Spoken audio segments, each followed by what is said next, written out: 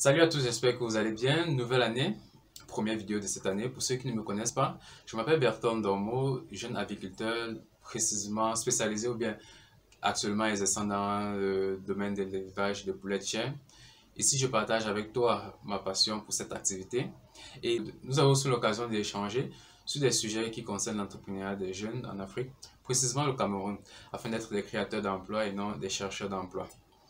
Comme il est de coutume à chaque nouvelle année de faire part de nos voeux, je vous souhaite pour cette nouvelle année beaucoup de courage, beaucoup de force, beaucoup d'endurance, beaucoup d'abnégation, beaucoup de détermination, beaucoup de persévérance face aux difficultés qui se présenteront devant vous au cours de cette année et qu'à la fin de tout cela, des fruits puissent en ressortir dont vous allez en jouir ou bien en bénéficier pleinement. Cela dit, nous allons parler du sujet d'aujourd'hui, de pourquoi est-ce que j'ai fait cette vidéo aujourd'hui. Aujourd'hui, je tenais à vous présenter un fichier très important pour tous ceux qui se lancent ou bien qui veulent se lancer ou bien qui sont déjà dans l'activité avicole ou bien d'autres activités dans le domaine d'élevage, que ce soit le porc, le lapin ou bien l'élevage de poissons. Ce fichier est un fichier dont toute personne exerçant dans ces activités-là ou autres devrait avoir. De quoi s'agit-il? Le fichier de suivi. Le fichier de suivi ici est un guide ou bien un repère pour toi afin de voir comment tu progresses, afin de t'améliorer quotidiennement dans ton activité. Comment est-ce qu'il se présente? Je te le montrerai tout à l'heure dans Excel. On va dessiner le tableau dans Excel. Pour ceux qui n'ont pas forcément, qui n'ont pas d'ordinateur, vous pouvez acheter un cahier dans lequel vous allez tracer le tableau et y renseigner toutes les informations. Pour ceux qui ont un ordinateur, il est aussi important d'avoir un support physique parce que l'ordinateur à un moment peut cracher ou bien peut se gâter ou se perdre ou peut se faire voler et vous perdez comme ça là tous vos données. Ou alors le garder dans un support USB, donc transférer les informations régulièrement et le garder quelque part. Suis-moi dans mon Excel et reste jusqu'à la fin de la vidéo et je pense que à la fin, tu pourras en sortir grandement inspiré par ce fichier si tu ne le connaissais pas ou bien si tu ne l'as jamais utilisé. Il est grand temps qu'en cette nouvelle année, tu fasses les choses différemment. Donc si tu as eu à travailler sans ce fichier, prends janvier 2021 comme un nouveau départ et tu renseignes tes informations dans ce fichier et tu suivras ta progression et ça te permettra aussi d'éviter des erreurs précédentes comme je l'ai tantôt dit. Une fois sur notre fichier Excel, comme vous pouvez le remarquer, j'ai déjà rempli les différentes rubriques. Je vais juste vous expliquer un peu comment le remplissage se déroule, ou bien comment pratiquer votre remplissage. Ici, nous avons la date, le jour, nutrition, où vous pouvez mettre aliments en kilogrammes, l'eau, les sujets, vente, décès, total et remarque. Bon, je vous explique un peu. Ici, à la date, au niveau de la date, le jour où vous allez recevoir les poussins, vous allez marquer la date. On va prendre une date à tout hasard, disons le 20 janvier. 20 janvier 2021. OK. Ici, ça va correspondre au premier jour où les poussins vont arriver. Nous allons mettre deuxième jour. Étant donné que la production de nos poulets de chair s'étend sur 45 jours, nous allons venir là, nous allons extrapoler ces nombres de jours jusqu'à 45. Comme vous pouvez le voir à l'image, le décompte se fait au niveau du curseur. Nous allons mettre à 50 jours par là. Nous sommes à 49. On ajoute 50. OK.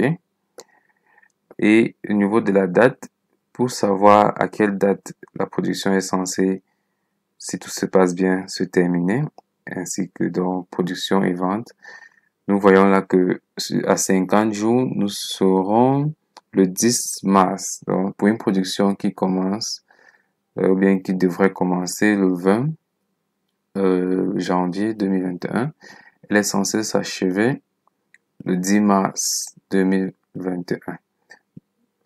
Donc, une fois que c'est fait, nous allons remplir au niveau des sujets. Quelle quantité de sujets avons-nous reçu? On va prendre un exemple tout hasard, 500, un chiffon. OK. Bon, le premier jour, quelle quantité de nourriture avons-nous donné à nos sujets? On va prendre un exemple, 10 kilos. C'est juste un exemple. Quelle quantité d'eau? 50 litres. étant donné que c'est le premier jour où vous n'avez pas vendu, et la vente ne va pas se dérouler jusqu'au 45e jour. Donc ici, vous allez juste extrapoler 0, 0 jusqu'au 45e jour. Et au niveau des décès, à la fin de la première journée, avez-vous enregistré un ou plusieurs décès? Vous allez le marquer. Ici, on va juste mettre 2 décès. Et j'ai appliqué une formule qui fait le compte ici au niveau du total, qui me donne le nombre exact maintenant de poussins qui me restent dans mon bâtiment d'élevage. Donc ça vous aide aussi à faire le compte des comptes et savoir quel nombre exact de poussins ou bien de sujets vous avez dans votre bâtiment. Au niveau de la remarque, vous allez ici mettre ce qui s'est passé au cours de la journée. Au niveau de la prophylaxie, comment est-ce que vous avez appliqué la prophylaxie? Quand les poussins sont arrivés, je les ai donnés soit de l'eau sucrée, soit un anti-stress. Et les conditions de leur arrivée étaient-ils en forme? Y avait-il des mortalités enregistrées lors du transport et dans le carton? Vous pouvez les renseigner, le nombre et tout. Vous pouvez aussi mettre ce qui s'est passé avant qu'il y ait ces 2 décès. Étaient-ils épuisés ou bien c'était un accident ou alors une autre cause de décès? Vous les renseignez là dans les remarques. Ici, au deuxième jour, si vous avez remis la même quantité, vous faites la même chose. Et le nombre de sujets n'est plus de 500. Le nombre de sujets n'est plus de 500. Nous avons maintenant 498 sujets. Donc, puisque vous avez enregistré 2 mortalités la veille, donc vous venez transcrire le total qu'il y avait à la fin de la journée précédente, ici, à la nouvelle journée, qui est 498. Et la journée suivante, avez-vous enregistré des décès? Si oui, vous mettez, sinon, vous mettez un 0. Et dans le cas où vous avez encore enregistré des décès, puisque c'est fréquent les premiers jours, vous pouvez mettre 4 décès et vous allez voir que le total se fait là. Et comme je l'ai dit dans les remarques, vous renseignez toute information toute information de la journée. Qu'est-ce qui s'est passé avant qu'il y ait des décès? Qu'est-ce que vous avez fait? Quelles sont les différentes étapes que vous avez suivies au niveau du suivi médical ou bien de la procédure et tout. Donc, vous me renseignez tout élément important qui, à l'avenir, pourra vous servir. Donc, voilà un peu comment vous pouvez renseigner votre fiche de suivi. Et après le 45e jour, vous allez venir au niveau du 45e jour, vous allez maintenant remplir la quantité. Nous allons prendre un exemple. Ici, nous étions à 494. Sur une estimation, nous allons dire que nous n'avons plus eu de décès et nous avons 494 sujets restants. Et au niveau de la vente, le 46e jour, c'est juste un exemple. Vous pouvez les vendre au 45e. Donc, ici, au 46e jour, vous avez peut-être vendu 100 poulets.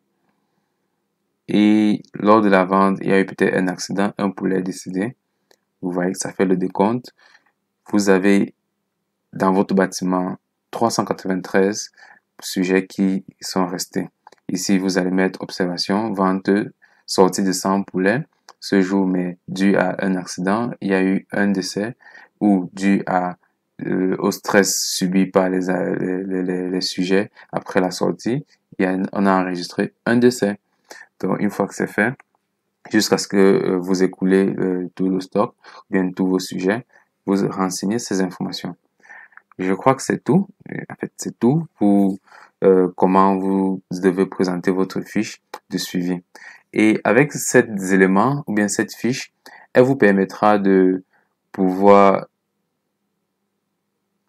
dans la bande qui suivra, de corriger vos erreurs précédentes ou alors recopier peut-être si cette bande a marché, refaire la même chose puisque vous aurez déjà toutes les informations, les éléments que vous aurez inscrits là de votre bande précédente. Donc, vous allez juste revenir, suivre le même protocole ou bien la même procédure que vous avez eu à suivre au cours de cette bande. Mais si cette bande n'a pas été un succès, dans la bande qui suivra, vous allez juste corriger toutes les erreurs que vous aurez pu faire en regardant vos remarques et vous allez vous rendre compte que bon, ce jour-ci, j'ai fait telle chose comme ceci, je vais la faire différemment et vous corrigez cela. Pour d'autres personnes qui font dans une autre activité qui n'est forcément pas de l'élevage, que ce soit de poulet ou de porc, vous pouvez l'adapter en fonction de votre activité. Donc, changer peut-être les intitulés et adapter cette fiche de suivi à votre activité. Et je crois que elle vous permettra de mieux savoir comment vous évoluez dans votre activité.